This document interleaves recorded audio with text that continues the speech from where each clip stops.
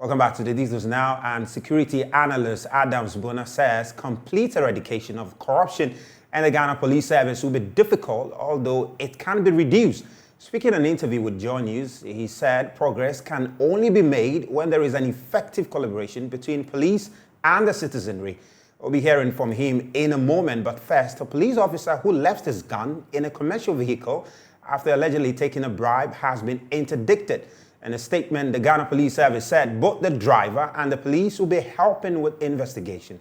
Meanwhile, security analyst Adam Bona says complete eradication of corruption in the Ghana Police Service will be difficult, although it can be reduced. Well, it's going to be very difficult. I believe corruption is not only limited to the security services. And if you know the usual corruption perception index ratings that usually is churned out, you realize there are several organizations which are usually captured, including the police. And so it will be very difficult to eradicate it completely. You can't. But reducing it is something that the Ghana Police Service, together with all of us, because then it is Ghanaians who get enlisted or, who become police officers. And so as far as I'm concerned, it is a canker that must be looked at, bring it to the barest minimum. And I do believe that the current administration is put in a lot of measures to ensure that it is brought down. For instance, if you look at in the last few days, they've arrested a good number of criminals. And this is actually not the news, but you have one police officer who has no business joining a trotro and taking money from the trotro, and you can see that he's not a member of the MTTD. He's a member of the Rapid Deployment Unit of the Ghana Police Service in the Western region. And so you are not mandated to be checking vehicle licenses and all that. You can at best stop a vehicle to check if you suspect. But to stop vehicle and take money, it's becoming one too many. And I'm happy that he's been interdicted facing further service inquiry. Now, co-convener of the Individual Bondholders Association of Ghana, Martin Pebu, is urging Finance Minister to stick to his promise of exempting them from the domestic debt exchange program. In a statement released on Saturday, he said the group has lent with great relief the promise by the Finance Minister to pay individual bondholders their coupon and principals.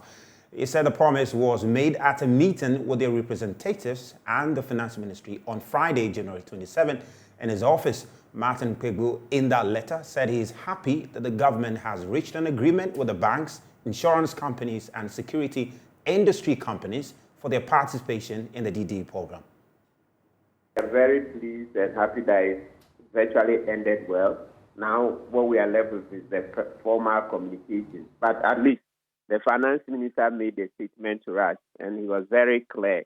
Look, even the most heartwarming statement was that he said, look, I can't even say that we will not pay you. We will not honor the obligations under the existing bonds. He says he can't even say that.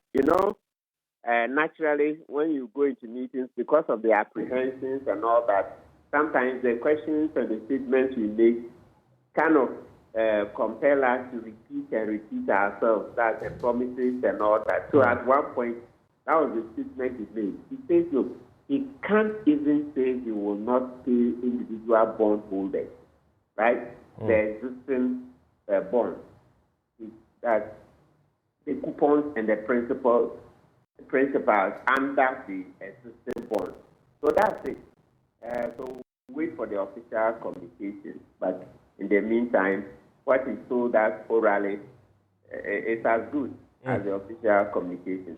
Right, but this is just on a lighter note. Now, reading through the statement in the closing paragraphs, you had indicated that you would be looking forward to a written, confirmation in that regard. Does it in any way suggest that you are doubtful things could, change? That's on a lighter note. Are you doubtful? Not at all. We are not doubtful. The minister, as I said, was very clear in his mind that the existing bonds will be annexed. All the terms, that's coupons and principals, will be annexed.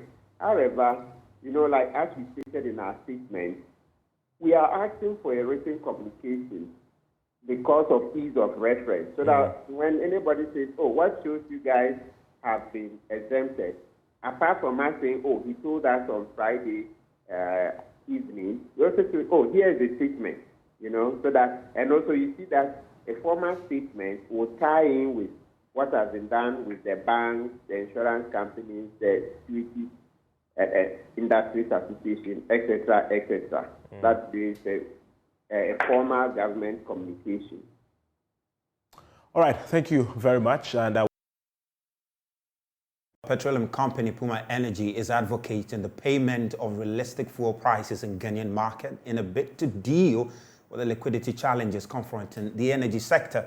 Due to Ghana's liquidity challenges, the Bank of Ghana has revised its policy of auctioning of dollars to bulk of distributors in the country to import fuel into the country. This situation has left many petroleum companies exposed to liquidity challenges, which is required to sustain their supply of fuel on the market. Puma Energy head of Africa, Fadi Mitri, who is on a country visit to Ghana, tells Joy News that although Ghana has the potential to transform the energy sector, immediate policy measures must be taken to enhance the country's energy security. Ghana's depleting foreign reserves is beginning to pose a significant challenge to the petroleum sector. According to the auction calendar of the Bank of Ghana, a total of $200 million will be sold to bulk oil distribution companies in the first quarter of 2023. This amount is $220 million lower than the amount sold in the final quarter of 2022. The situation is, however, beginning to affect the operations of major industry players, including Puma Energy, which remains one of Ghana's biggest petroleum companies. On his recent country visit to Ghana, Puma Energy's head of Africa, Fadi Matri, admitted that there were challenges emerging in the energy sector. We've been in Ghana for over 15 years, and we are certainly one of the largest energy investors in the country.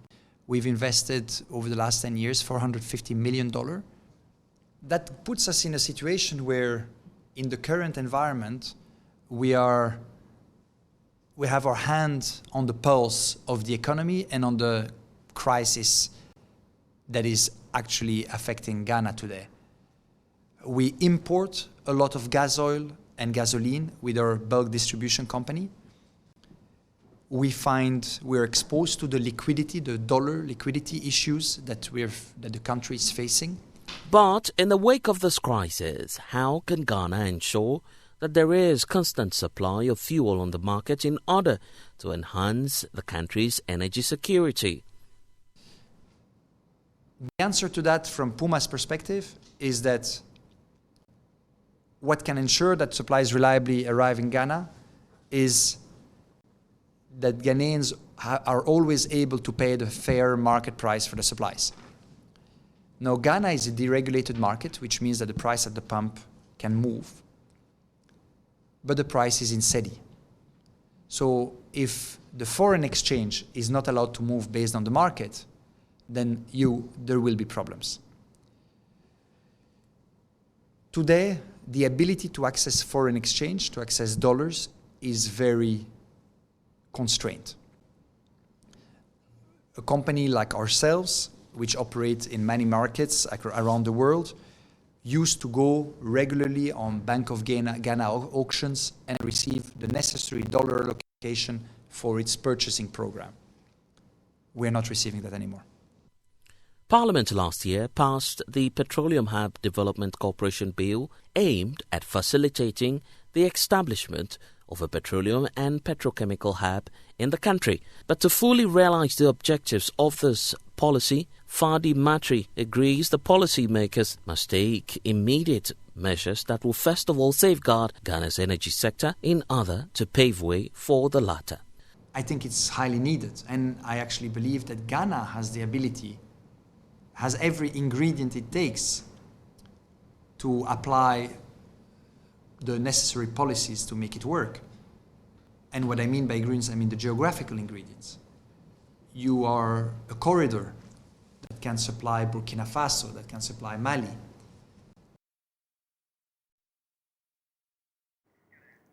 Now, National Chairman of the NDC, Johnson Asedun Ketia, says despite opposition to the appointment of Dr. Kesola to Forsen as minority leader, the party is united. Some 72 NDC MPs have filed petitions with the Council of Elders and the Speaker of Parliament demanding they reject the new appointees, saying the party rules governing such appointment were not followed.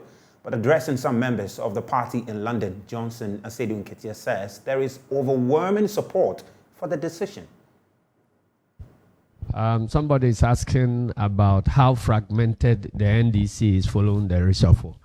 NDC is not fragmented at all. It is still a very united party. The truth about every decision is that every change comes along with new gainers and new losers. So you definitely will have some reaction. But the change has been welcomed by majority of NDC membership across the country. And I guess even here, I was greeted with reshuffle. So it has brought some new excitement on the front of NDC. So NDC is not divided at all. And the reports about 70 MPs signing, a resolution and all that, they are not accurate at all. We heard about 70 MPs, then later we got the number reduced to 40 MPs, and eventually the press conference was attended by 25 MPs. And a lot of them, even at that event, were calling to assure me that they were there to witness what was happening and not necessarily associating themselves with the move. And as I was leaving Accra, there were a couple of MPs who had called into media houses to dissociate themselves from the move, even though their names were in the list. And so that is that about it. NDC is not fragmented at all. I've already explained the motivation for the move, even though we are not bound to explain anything. It is not a normal practice for leaders to explain the reasons for their reshuffle. But NDC being democratic, and personally, I always want to, account for decisions that I take. So when I take any decision, I try as much as possible to let everybody understand why those decisions have been taken. That is why I went to the extra length of explaining the reasoning. The truth of the matter is that after every election, we set up a new leadership of our parliamentary front because some MPs lose out, others come on board, and so on. So we look at the talents that we have, and based upon that, we establish new leadership. That has been the practice all over. This leadership ought to have been reshuffled somewhere in around March 2021. We actually proceeded doing that. We came to a point, and I came out to explain to Ghanaians that because of our court case, we didn't feel like proceeding with that work.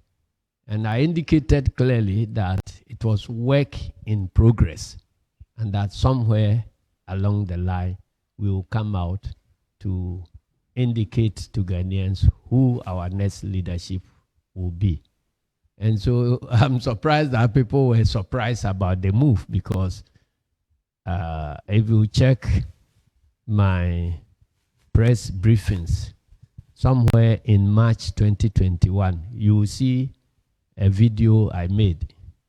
I spoke at Joy FM and at City FM, and I indicated. Meanwhile, political risk analyst Dr. Theo Echampon says the Haruna Idrisu leadership of the NDC in Parliament performed creditably well in keeping government on its toes. According to him, the quality of governance from the parliamentary side has improved due to their hard work. Speaking on Newsfile, he said the reshuffle points to other factors at play not related to their performance in Parliament, but in the party. I think Haruna, Muntaka and Aveji, looking or from where I sit, they've actually performed creditably well, right, as the leadership of the minority in actually holding government to account. There were question marks about what this hung parliament would mean for the country, and I recall there were even conversations about there might be some potential horse trading and things like that. But I think by and large, they've been able to hold the government to account, and the quality of governance from the parliamentary side of things has actually improved with this 137, split house each.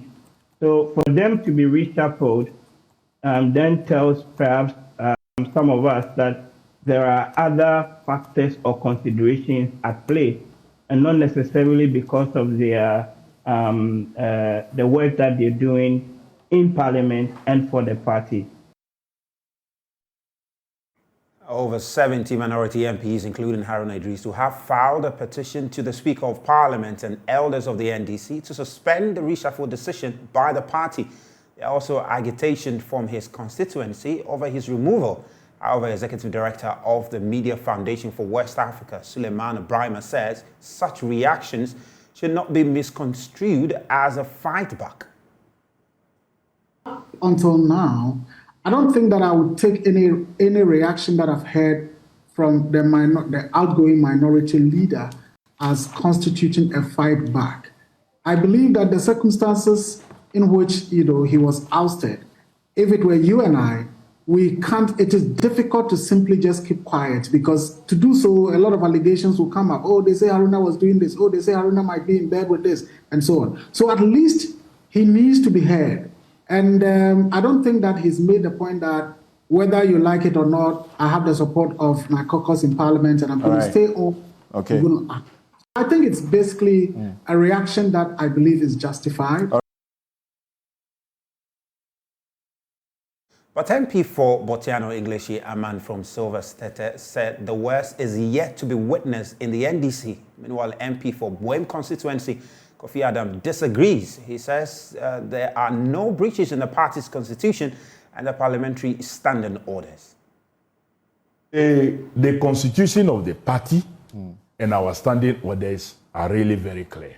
And I think that call for consultation, if you ask them, who were they to consult with? I have been told that the persons exiting were engaged. Okay. Well, they have a different view. So it is others, they themselves have not come to tell us that they were not engaged. Thank you. Some of us know this will happen because it goes to confirm the deep cracks within the NDC and the long-held rivalry between Haruna Idrisu and John Mahama. You remember? Deep cracks, and they beat you to get a speaker? Oh, I'm telling you, between John Mahama and Haruna Idrisu. When Haruna Idrisu said he won speaker, Mahama was not in the equation. But now Mahama is coming into the equation because he played a key role in the NDC national elections. And Haruna Idrisu issued a disclaimer after Ahmed Ibrahim said that the minority leader had sent him to send a message to delegate that the parliament is with Asedun Ketia. And he issued a disclaimer that no, I didn't say so. I said, okay, wait, I'm coming. So when he won, obviously, I expected this to happen.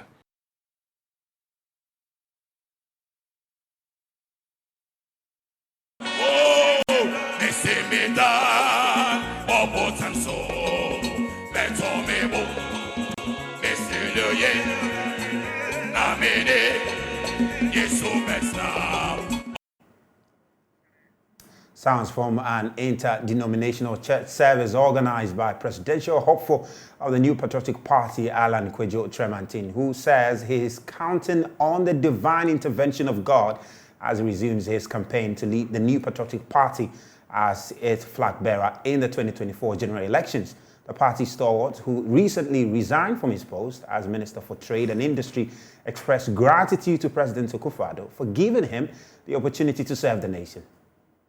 I've done this before, but I want to use this opportunity again to graciously thank my senior brother, the President of the Republic, for giving me the opportunity to serve the people of Ghana. Secondly, I want you to join me in asking God for His continued blessings and protection as I proceed on this journey, which is filled with trials and tribulations. But I've always put my trust in God. I've always put my trust in God. And I've been guided by Proverbs chapter 3, verse 16. Trust in God with all your heart. And do not rely on your own judgment. In all things, give praise and thanks to Him, and He shall make your path straight. And that has been my guiding spirit. I would like to thank all of you for the outpouring of love and the show of affection. Now, the Member of Parliament for Yendi, Farouk Aliyu Mahama, says Vice President Alhaji Mahamudu Bawumia is the best candidate to lead the New Patriotic Party in the 2024 general elections, despite the availability of suitable presidential materials in the party. According to him, Dr. Bawumia has shown that he has the capabilities to be a transformative president for Ghana, and therefore the party must allow him to lead them to break the eight. He revealed this in a yet-to-be-aired interview on Joy News. He spoke to my colleague Samuel Kojo-Brace. He has the finest presidential. It tells you that we have good products to sell. But God says you cannot get everybody to be the president. So all the fine brains will then come together. But it's the way we carry ourselves, the way we do things. As President Akufo said, we must manage and manage well so that the 2008 replication will not repeat itself. So whoever that emerges must have the support of the person in the way he treats others. No disrespect, mutual respect, code of conduct, we follow, we do whatever we have to do. And I believe all those who are aspiring to be flag bearers are men of integrity, people who have supported the party. But you see, it's only one person that God will choose. And it's only God who knows who will choose. But me, my support for Dr. Bawumia is not because my late father wanted to see him at a point. I see the vice president within the shortest period of time has been able to be a force of reckon for this country. He has moved the country as a vice president. He's done a lot. He has the vision to do more with the support of the president and has carried himself as a vice president and obviously to the administration of everybody. Very competent. Because we need, I'm not saying all the other people who are contesting are not competent, but the vice president at least can lead Ghana to the promised land. And I believe that all the other contestants have that capacity, but God will choose one. And I believe that Dr. Bawumia is somebody who stands tall.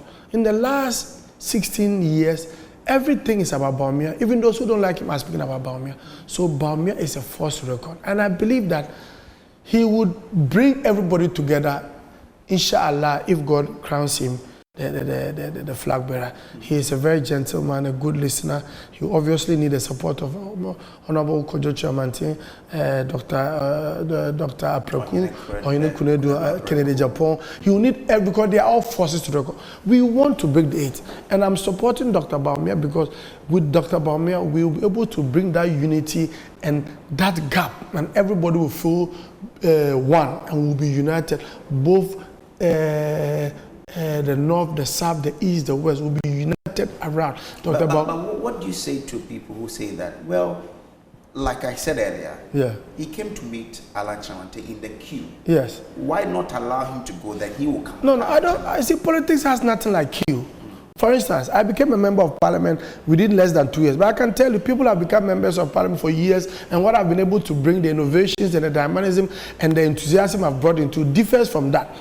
Dr. Baumia can even come late, but it's about within the shortest period of time what he's been able to do. I'm not saying Honorable Alhaji Kolon Chamante has not done. Well, that's all we have for you on Joy in His Prime. Here with me, Razak Musbau. There's more on myjoyonline.com.